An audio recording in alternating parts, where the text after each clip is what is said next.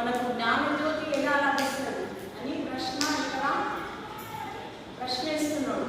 అయితే భగవానుడు జీవులకు అందరికీ ఇస్తాడా, లభిస్తుందా అందరికీ? మరి జ్ఞానజ్యోతి అందరికీ లభిస్తుందా?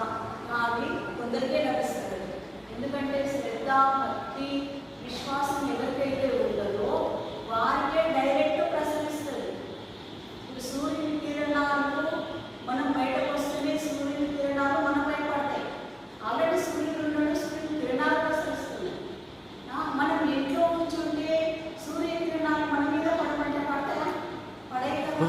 అలాగే గురువు, సద్గురువు యొక్క కృప కూడా మనపై వారి దగ్గర కూర్చొని వినయంతో, శ్రద్ధ, విశ్వాసంతో వారు నాకు సంతు మహాత్ములు లభించిన ఎడల వారి దగ్గర విధేయులతో కూర్చుని వాళ్ళ ప్రవచనాలు వినినా, లేకపోతే వారిపై శ్రద్ధ, విశ్వాసం కల్పించుకొని మనం ధ్యానం చేసినా కూడా వారి కృప సూర్యుని కిరణాల వల్లే డైరెక్ట్ మనకు ప్రసరిస్తుంది.